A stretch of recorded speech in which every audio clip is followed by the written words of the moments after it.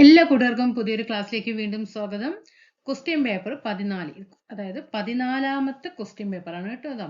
2023 LGS നിലവാരത്തിൽ നടന്നിട്ടുള്ള 14ാമത്തെ question paper. അപ്പൊ 13 ക്വസ്റ്റ്യൻ പേപ്പർ നിങ്ങൾ സ്വയം വർക്കൗട്ട് ചെയ്ത് നോക്കി എത്ര മാർക്ക് കിട്ടുന്നുണ്ട് എന്ന് നോക്കിയ ശേഷം വീണ്ടും ക്ലാസ് വീഡിയോ ക്ലാസ് ഓൺ ചെയ്ത് നോക്കുക. ആദ്യം സ്വയം ചെയ്യാൻ നോക്കണം, എന്നിട്ട് വേണം നിങ്ങൾ ക്ലാസ് വീഡിയോ ഓൺ ആക്കാൻ കേട്ടോ. അപ്പോൾ എത്ര മാർക്ക് വരുന്നുണ്ട് ഡെയിലി. അപ്പോൾ നിങ്ങൾ എത്ര എക്സാം എഴുതി?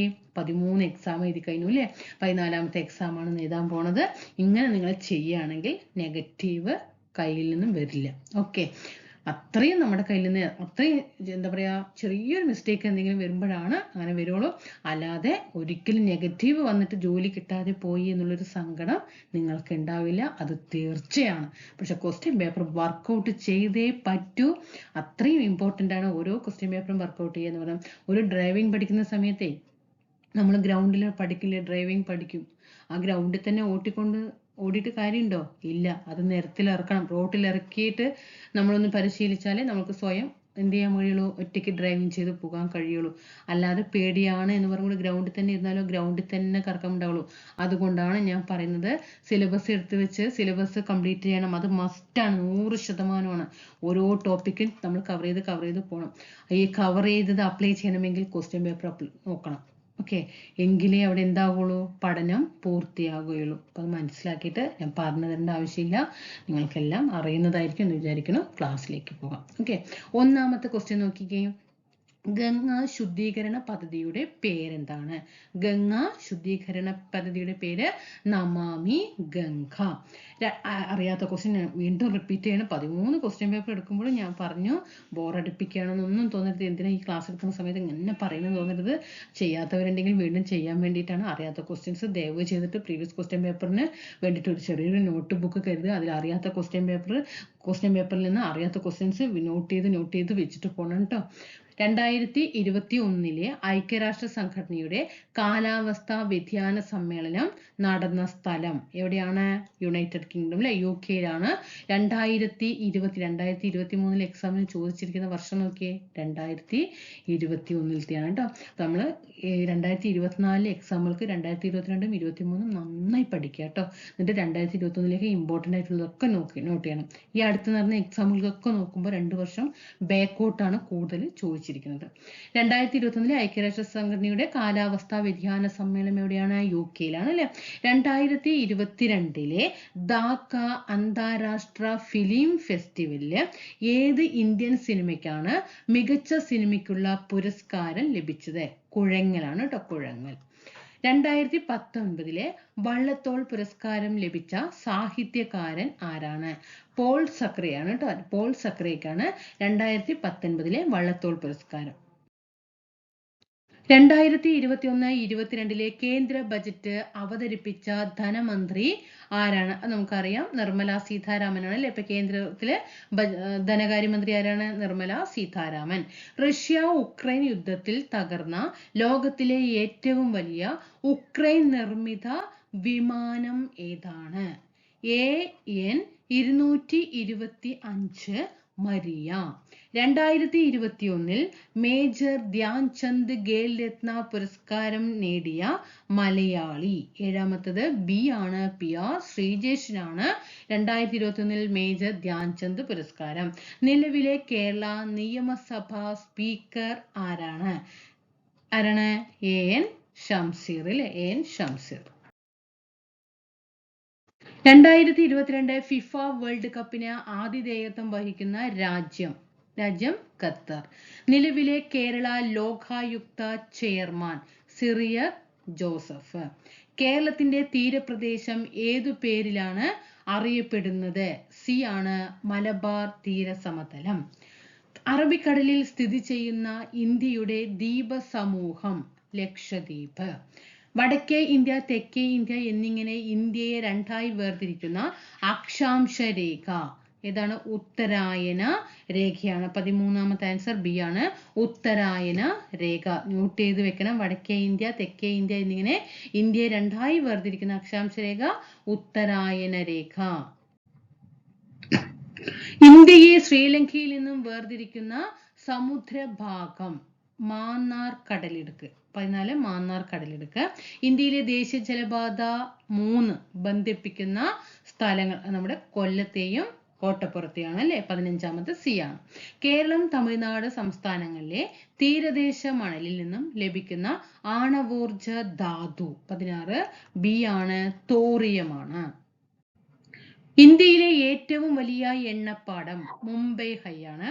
കൃഷിയും അനുബന്ധ പ്രവർത്തനങ്ങളും ഉൾപ്പെടുന്ന സാമ്പത്തിക പ്രവർത്തന മേഖല ഏതാണ്? 18ാമത്തെ ഡി ആണ്, പ്രാഥമിക മേഖല. ഇന്ത്യയിലെ ആദ്യത്തെ റോക്കറ്റ് വിക്ഷേപണ കേന്ദ്രം തുമ്പ. ഇന്ത്യയിലെ ഏറ്റവും വലിയ പൊതുമേഖലാ സംരംഭം 20 ബി ആണ്, ഇന്ത്യൻ റെയിൽവേ. വന്ദേ മാതരം എന്ന രാഷ്ട്രഗീതം 1882 ബംഗാളി നോവലിസ്റ്റായ ബങ്കിം ചന്ദ്ര ചാറ്റർജി എഴുതിയ ഒരു നോവലിൽ നിന്നും എടുത്തിട്ടുള്ളതാണ്. ഏതാണ് ആ നോവൽ? ആനന്ദമഠം. ഇന്ത്യയുടെ ദേശീയഗാനം പാടിത്തീർക്കുവാൻ എടുക്കേണ്ട സമയപരിധി ഇന്ത്യ ഗവൺമെന്റിന്റെ ചട്ടപ്രകാരം എത്ര സെക്കൻഡ് ആണ്? 52 സെക്കൻഡ്. ഇന്ത്യൻ ഭരണഘടനയിൽ 1976 ഒരു ഭരണഘടനാ ഭേദഗതി നിയമം വഴിയാണ് മൗലിക ചുമതലകൾ ഉൾപ്പെടുത്തിയത്. താഴെ പറയുന്നവയിൽ ഏത് ഭേദഗതി നിയമം അനുസരിച്ചിട്ടാണ് 10 ചുമതലകൾ ഇന്ത്യൻ ഭരണഘടനയിൽ ഉൾപ്പെടുത്തിയത്? 42ാം ഭേദഗതി. ഇന്ത്യൻ ഭരണഘടനയുടെ ഭാഗം 3 പൗരന്മാർക്ക് ചില മൗലിക അവകാശങ്ങൾ ഉറപ്പു നൽകുന്നു. താഴെ പറയുന്നവയിൽ ഒരു അവകാശം ഭാഗം 3 ഉൾപ്പെടുത്തിയിട്ടില്ല. ഏതായിരിക്കും അത്? സ്വത്ത് സമ്പാദിക്കാനുള്ളത് അല്ലേ. ഇതിൽ നോക്കിയേ, സ്വത്ത് സമ്പാദനം നമുക്ക് ഏതാണ്? മൗലിക അവകാശങ്ങളിൽ നിന്നും ഒഴിവാക്കിയിട്ടുണ്ട്. ഈ തന്നിരിക്കുന്ന ഓപ്ഷനിൽ ഏതാണ് വരിക? ബി ആണ്, തുല്യ ജോലിക്ക് തുല്യ വേതനത്തിനുള്ള അവകാശം. ഇതിൽ വരില്ല, മൗലിക അവകാശങ്ങളിൽ വരില്ല. ഇന്ത്യൻ ഭരണഘടനയുടെ വകുപ്പ് അതായത് ആർട്ടിക്കിൾ 21A 6 മുതൽ 14 വയസ്സ് വരെയുള്ള കുട്ടികൾക്ക് സൗജന്യവും നിർബന്ധിതവുമായ വിദ്യാഭ്യാസം ഒരു മൗലിക അവകാശമായിട്ട് ഉറപ്പു നൽകുന്നു. ഏത് ഭരണഘടനാ ഭേദഗതി നിയമം അനുസരിച്ചിട്ടാണ് ഈ വകുപ്പ് ഭരണഘടനയിൽ ഉൾപ്പെടുത്തിയിരിക്കുന്നത്? എ 86ാം ഭേദഗതി. ഇന്ത്യൻ ഭരണഘടനയിൽ ഭരണഘടനാ രൂപീകരണ വേളയിൽ ഒരു മൗലിക അവകാശമായി ഉൾപ്പെടുത്തുകയും പിന്നീട് 44ാം ഭരണഘടനാ ഭേദഗതിയിലൂടെ എടുത്തുമാറ്റപ്പെടുകയും ചെയ്ത അവകാശം താഴെ പറയുന്നവയിൽ ഏതാണ്? സ്വത്തവകാശം. താഴെ പറയുന്നവയിൽ ഏതു വകുപ്പിനെയാണ് ഡോക്ടർ BR അംബേദ്കർ ഇന്ത്യൻ ഭരണഘടനയുടെ ആത്മാവ് എന്ന് വിശേഷിപ്പിക്കുന്നത്? 32ാം വകുപ്പിനെയാണ്. വിവരാവകാശ നിയമം ഇന്ത്യൻ പാർലമെന്റ് ഏതു വർഷമാണ് പാസാക്കിയത്? 2005 ദേശീയ മനുഷ്യാവകാശ കമ്മീഷനെ പറ്റി താഴെ പറയുന്ന പ്രസ്താവനകളിൽ തെറ്റായത് കണ്ടെത്തുക. ഇവിടെ ചോദ്യം ഏതാണ്? തെറ്റായത് കണ്ടെത്താനാണ് പറഞ്ഞിരിക്കുന്നത്. എ ആണ് ഇവിടെ തെറ്റ് കേട്ടോ. അപ്പൊ എ എന്താണ്? ഇവിടെ തെറ്റാണ്. ആൻസർ ഇത് വരും. ഇവിടെ ഇതൊക്കെ ശരിയാണ്. അപ്പൊ ഇതൊക്കെ നിങ്ങൾ മനസ്സിലാക്കി വെക്കണം കേട്ടോ. ദേശീയ മനുഷ്യാവകാശ കമ്മീഷനെ കുറിച്ചിട്ട് ദേശീയ മനുഷ്യാവകാശ കമ്മീഷന്റെ ആദ്യത്തെ ചെയർപേഴ്സൺ ഡെങ്കനാഥ മിശ്ര. ശരിയാണ്. മനുഷ്യാവകാശ ലംഘനം സംബന്ധിച്ച പരാതികളിൽ അന്വേഷണം നടത്താൻ കമ്മീഷന് അധികാരമുണ്ട്. ശരിയാണ്.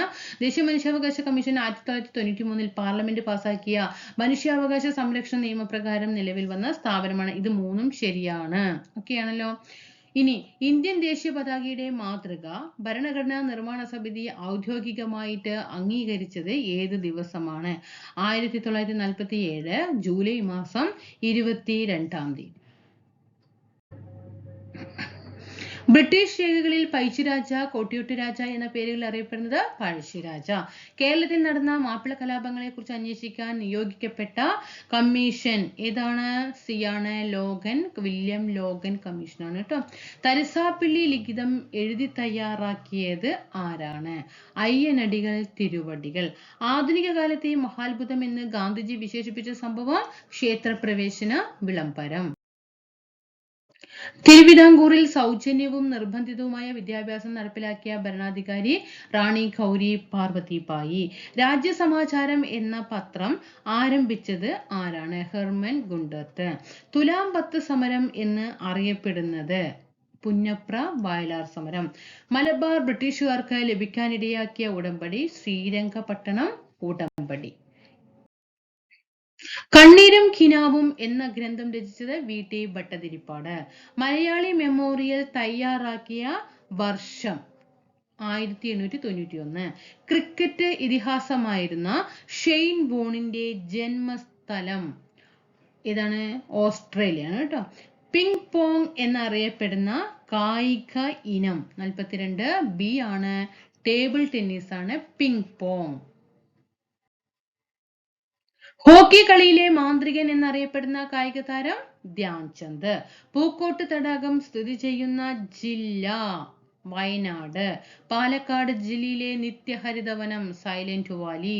കേരളത്തിലെ നാടുകളെ കുറിച്ച് വിവരങ്ങൾ ലഭിക്കുന്നത് ഏതിൽ നിന്നാണ്? വട്ടെഴുത്ത് ലിഖിതമാണ്. കേരളത്തിലെ ഏറ്റവും വലിയ ഭൂഗർഭ ജലവൈദ്യുത നിലയം മൂലമറ്റം. പ്രാചീന കാലത്ത് ചൂർണി എന്നറിയപ്പെട്ട നദി 48 ബി ആണ്, പെരിയാറാണ്. 5 തിണകളിൽ നെയ്തൽ എന്തിനെയാണ് സൂചിപ്പിക്കുന്നത്? 49 കടൽ തീരം. സംഘകാലഘട്ടത്തിൽ ഉപ്പ് വ്യാപാരികൾ ഏത് പേരിൽ അറിയപ്പെടുന്നു? ഉമ്മണറാണ് കേട്ടോ. സംഘകാലഘട്ടത്തില് ഉപ്പ് വ്യാപാരികൾ ഏതു പേരിലാണ് അറിയപ്പെട്ടത്? ഉമ്മണർ. ഒരു ദിവസം നമ്മുടെ വായിൽ വീഴാൻ പോകുന്ന ചെറി എന്ന് അവധിനെ വിശേഷിപ്പിച്ചത് ആരാണ്?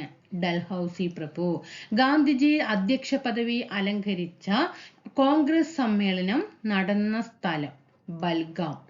ഇന്ത്യ വിൻസ് ഫ്രീഡം എന്ന ഗ്രന്ഥം രചിച്ചത് മൗലാന അബ്ദുൽ കലാം ആസാദ്. ഗാന്ധിജിയുടെ പ്രവർത്തിക്കുക അല്ലെങ്കിൽ മരിക്കുക എന്ന മുദ്രാവാക്യം ഏത് സമരവുമായി ബന്ധപ്പെട്ടതാണ്? ക്വിറ്റ് ഇന്ത്യ സമരം. ഇന്ത്യക്ക് സ്വാതന്ത്ര്യം നൽകിയ ബ്രിട്ടീഷ് പ്രധാനമന്ത്രി ക്ലെമന്റ് ആറ്റ്ലി. സന്താളർ അധിവസിച്ചിരുന്ന ഭൂമി ദാമിൻ ഇ കോഹ് ആണ് കേട്ടോ. ദാമിൻ ഇ കോഹ്. ഇന്ത്യയിൽ ബ്രിട്ടീഷ് സാമ്രാജ്യത്തിന് അടിത്തറ പാകിയ യുദ്ധം 57 ബി ആണ്, പ്ലാസി യുദ്ധം. സതി സമ്പ്രദായം നിർത്തലാക്കിയ ബ്രിട്ടീഷ് ഭരണാധികാരി 58 വില്യം ബെന്റിക് പ്രഭുവാണ്. സെർവൻസ് ഓഫ് ഇന്ത്യ സൊസൈറ്റി സ്ഥാപിച്ചത് ഗോപാലകൃഷ്ണ ഗോഖലെ. ഭാരതത്തിന്റെ ഉരുക്ക് മനുഷ്യൻ എന്ന് അറിയപ്പെടുന്നത് ആരാണ്? വല്ലഭായ് പട്ടേൽ. താഴെ കൊടുത്തിരിക്കുന്നവയിൽ നിന്നും മനുഷ്യ ശരീരത്തിലെ ഏറ്റവും കഠിനമായ പദാർത്ഥത്തിന്റെ പേര് ഇനാമൽ. പ്രായപൂർത്തിയായ ഒരു സാധാരണ മനുഷ്യന്റെ വായിൽ ആകെയുള്ള ഉളിപ്പല്ലുകളുടെ എണ്ണം എത്രയാണ്? ഉളിപ്പല്ലുകളുടെ എണ്ണം 8 ആണ് കേട്ടോ. 62ാമത്തെ ആൻസർ എന്ത് വരും? 8 ആണ് ഉളിപ്പല്ലുകളുടെ എണ്ണം. ഏത് ജീവകത്തിന്റെ അഭാവമാണ് മനുഷ്യരിൽ മോണയിൽ പഴുപ്പ്, രക്തസ്രാവം എന്നീ ലക്ഷണങ്ങൾക്ക് കാരണമാകുന്നത്? ജീവകം സി ആണ്. കേരള സംസ്ഥാന സർക്കാർ നടപ്പിലാക്കി വരുന്ന സൗജന്യ ക്യാൻസർ ചികിത്സാ പദ്ധതിയുടെ പേര് സുഹൃതം. താഴെ പറയുന്നവയിൽ അതായത് 1 മുതൽ 4 വരെയുള്ള ഇനങ്ങളെ കൊതുകുകൾ മുഖേന ഇല്ലാത്ത രോഗങ്ങള് ഏവ എന്ന് ചോദിച്ചിരിക്കുന്നത്. 65ാമത്തെ ആൻസർ എ ആണ്. 1ഉം 3ഉം കൊതുകുകൾ മുഖേന അല്ലാതെ പകരുന്ന ചോദ്യം വേണം. കൊതുക് മുഖേന പകരുന്നതല്ല ചോദിച്ചിരിക്കുന്നത് കേട്ടോ. അതാണ് നമ്മൾ എടുത്ത് ചാടി പോയി ചെയ്യും, എന്നിട്ട് വീട്ടിലെത്തുമ്പോൾ നെഗറ്റീവ് പഠിച്ചിട്ട് വീട്ടിലും ഇരിക്കും. ഓക്കെ, എങ്ങനെയാണ് അല്ലാതെ വരുന്ന രോഗങ്ങൾ ഏതെല്ലാം? 1, 3 എന്നിവ. കുഷ്ഠം കൊതുക് മൂലമാണോ? അല്ല അല്ലെ, 1 വരുന്നത്. പിന്നെ 3 ഏതാണ്? കോളറ. ഓക്കെ, മലമ്പനി, മന്തക്ക കൊതുക് മൂലം. താഴെ പറയുന്നവയിൽ ഏത് ജില്ലയിലാണ് Indian institute of spices research സ്ഥിതി ചെയ്യുന്നത്? 66 ബി ആണ്, കോഴിക്കോട്. അന്തരീക്ഷ വായുവിൽ അടങ്ങിയിരിക്കുന്ന നൈട്രജന്റെ അളവ് 78%. ചന്ദ്രശങ്കര എന്നത് ഏത് സസ്യത്തിന്റെ സങ്കര വർഗമാണ്? തെങ്ങ്. താഴെ പറയുന്നവയിൽ ഏത് രാസവസ്തുവാണ് മണ്ണിന്റെ ജൈവാംശം തിരിച്ചറിയാൻ വേണ്ടി ഉപയോഗിക്കുന്നത്? ഹൈഡ്രജൻ പെറോക്സൈഡ് ആണ്. അറിയാത്താണെങ്കിൽ എഴുതി വെക്കണം. വീണ്ടും റിപ്പീറ്റ് ചെയ്യണം. എന്നോട് ദേഷ്യം വന്നാലും എനിക്ക് കുഴപ്പമില്ല, ദയവ് ചെയ്ത് നിങ്ങളൊന്ന് എഴുതണം കേട്ടോ. ഒരു റിക്വസ്റ്റ് ആണ്. കാരണം സമയം എടുത്ത് ചിലവാക്കി ഇല്ലാത്ത സമയങ്ങളൊക്കെ ഉണ്ടാക്കിയിട്ടായിരിക്കും ക്ലാസ് കാണുന്നത്. എന്നിട്ട് ഈ ക്വസ്റ്റ്യൻസ് വീണ്ടും റിപ്പീറ്റ് ചെയ്യുമ്പോൾ അയ്യോ ഞങ്ങൾക്കൊന്ന് നോട്ട് ചെയ്ത് വെച്ച് പഠിച്ചാണെങ്കിലും എന്നുള്ളൊരു തോന്നൽ വരുന്നതും. എങ്ങനെയെങ്കിലും ലിസ്റ്റിൽ കയറാൻ നോക്കുക കേട്ടോ. നല്ല റാങ്ക് വാങ്ങിക്കാൻ നോക്കുക. പഠിക്കുന്നവര് എന്താ പറയുക, നല്ലോണം കഷ്ടപ്പെടുന്നതിൻ്റെ കൂടെ ദൈവം ഉണ്ടാകട്ടെ എന്നുള്ളൊരു ഒറ്റ പ്രാർത്ഥന മാത്രമേ ഉള്ളൂ. അത് ഞാനാണെങ്കിലും ശരി. ഓക്കെ, മണ്ണിന്റെ ജൈവാംശം തിരിച്ചറിയാൻ വേണ്ടി ഉപയോഗിക്കുന്നത് എന്താണ്? Hydrogen peroxide. ലോക വനദിനമായിട്ട് ആചരിക്കുന്നത് മാർച്ച് 21. ആധുനിക ആറ്റം സിദ്ധാന്തം ആവിഷ്കരിച്ച ശാസ്ത്രജ്ഞൻ ആര്? John Dalton. സിങ്കിന്റെ അയിര് കലാമിൻ. നമ്മളെ ഇത് എത്രാമത്തെ ക്വസ്റ്റ്യൻ പേപ്പറാണ് പറയുന്നത്? 14 ക്വസ്റ്റ്യൻ പേപ്പറാണ്. ഈ 14 ക്വസ്റ്റ്യൻ പേപ്പർ എടുത്ത് നോക്കി. നിങ്ങൾ ഒന്നാമത്തെ ക്വസ്റ്റ്യൻ പേപ്പർ നോക്കിക്കോ തൊട്ടിട്ട് ഈ 14ാമത്തെ ക്വസ്റ്റ്യൻ പേപ്പർ എത്തുമ്പോഴേക്കും ഈ ഒന്നിൽ തുടങ്ങിയിട്ടുള്ള ക്വസ്റ്റ്യൻ പേപ്പർ തുടങ്ങിയിട്ട് എത്ര ക്വസ്റ്റ്യൻ റിപ്പീറ്റേഷൻ വന്നിട്ടുണ്ടെന്നുള്ളത് നിങ്ങൾക്ക് കാണാൻ കഴിയും. അതാണ് പറയുന്നത്. പ്രീവിയസ് ക്വസ്റ്റ്യൻ പഠിച്ചാൽ തന്നെ പകുതി മാർക്ക് നമുക്ക് അവിടെ സ്കോർ ചെയ്യാനായിട്ട് കഴിയും. പ്രീവിയസ് ക്വസ്റ്റ്യൻ വർക്കൗട്ട് ചെയ്യും. സമയം കുറച്ച് മതി, മാർക്ക് കൂടുതലും. അത് കയ്യിലിരിക്കും. അത് സിസ്റ്റമാറ്റിക് ആണ്. ഓക്കെ, അതൊരു നല്ല സ്മാർട്ട് വർക്കാണ്.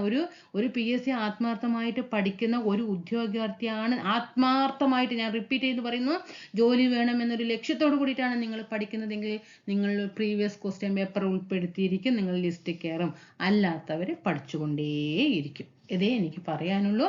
ഈ 14 ക്വസ്റ്റ്യൻ പേപ്പർ നിങ്ങൾ ഒന്ന് തുടങ്ങിയിട്ട് വീഡിയോ ഒന്ന് കണ്ടു നോക്കിക്കേ. എത്ര ക്വസ്റ്റ്യൻ വീണ്ടും വീണ്ടും റിപ്പീറ്റ് ചെയ്തിട്ടുണ്ട്, എത്ര മാർക്ക് നിങ്ങൾക്ക് ഒരു പ്രീവിയസ് ക്വസ്റ്റ്യനിലൂടെ തന്നെ മാർക്ക് സ്കോർ ചെയ്യാൻ കഴിയുന്നുണ്ട് എന്നുള്ളത് ഒന്ന് നോക്കണം കേട്ടോ. സിങ്കിന്റെ അയിര് ഏതാണ്? കലാമിനാണ്. കാലാവസ്ഥാ ബലൂണുകളിൽ നിറയ്ക്കുന്നതിനായിട്ട് ഉപയോഗിക്കുന്ന ഉത്കൃഷ്ട വാതകം ഹീലിയം.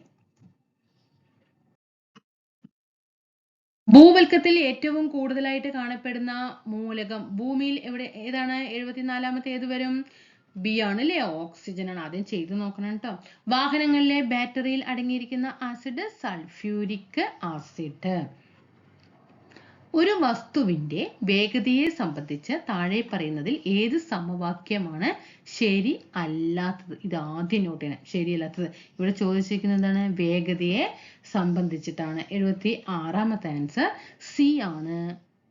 ഇതെന്താണ്? ശരി അല്ല. വേഗത കാണുന്നത് ദൂരം ഇൻറ്റു സമയമല്ല അല്ലെ? വേഗത കാണാൻ എങ്ങനെയാണ്? ദൂരം ഡിവൈഡഡ് ബൈ സമയം. ഇതുണ്ടോ? ഇതൊക്കെ എന്താണ്? ശരിയായിട്ടുള്ളതാണ്. ഇതുണ്ടോ? ഇതൊക്കെയാണ് കേട്ടോ.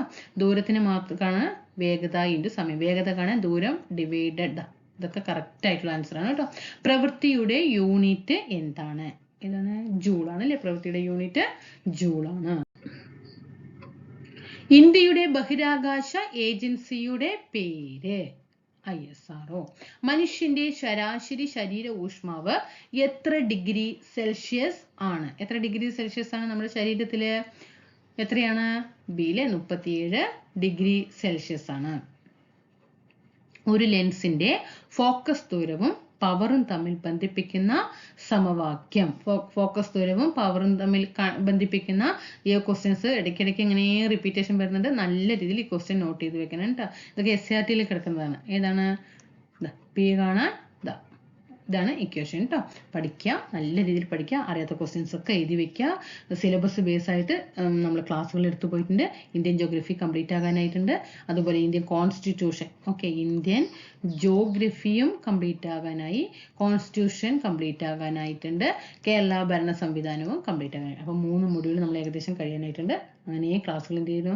ഓർഡറായിട്ട് ഡെയിലി ഒരു ടോപ്പിക് വെച്ച് പഠിച്ചാൽ മതി. ഡെയിലി ഒരു ടോപ്പിക്ക് വെച്ചിട്ട് നല്ല രീതിയിൽ റിവിഷൻ ചെയ്യുക. രാവിലെ പഠിക്കുക. രാവിലെ ഞാൻ എന്തായാലും ക്ലാസ്സുകൾ ഇടാറുണ്ട്. രാവിലെ ആ ക്ലാസ്സുകൾ പഠിക്കുക. വൈകുന്നേരം വീണ്ടും എന്ത് ചെയ്യുക? പഠിക്കുക. പിന്നെ ഈ ഒരാഴ്ച പഠിച്ചത് ഫുള്ള് ഞായറാഴ്ച, നാളെ ഞായറാഴ്ചയാണ്. ഓക്കെ, ഇന്ന് ഞാൻ ഇപ്പോൾ ശനിയാഴ്ച ക്ലാസ് എടുക്കുന്നത്. നാളെ ഞായറാഴ്ച ഫുൾ റിവിഷന് വേണ്ടിയിട്ട് ഉപയോഗിക്കുക. പഠിച്ചത് മാത്രം. പുതിയതായിട്ട് ഞായറാഴ്ച ഒന്നും പഠിക്കാൻ പോകരുത്. പഠിച്ചു വെച്ചത് പഠിക്കുക. അതിനാണ് ഇമ്പോർട്ടൻ്റ് കൊടുക്കേണ്ടത്. പിന്നെ മാത്സ്, ഇംഗ്ലീഷ്, പിന്നെ പ്രീവിയസ് ക്വസ്റ്റ്യൻ ഞാൻ ഡെയിലി ഇട്ട് തരുന്നുണ്ട്. 2023 എല്ലാ നിലവാരത്തിലുള്ള ക്വസ്റ്റ്യൻ കഴിഞ്ഞിട്ട് 2022 2021 ഒക്കെ നമുക്ക് കംപ്ലീറ്റ് ചെയ്യാം. പിന്നെ മാത്സ്, ഇംഗ്ലീഷ്, മലയാളത്തിന് ഡെയിലി ഇമ്പോർട്ടൻ്റ് കൊടുക്കണം കേട്ടോ. നമുക്ക് അടുത്ത ക്ലാസ്സിൽ വീണ്ടും കാണാം. Thank you.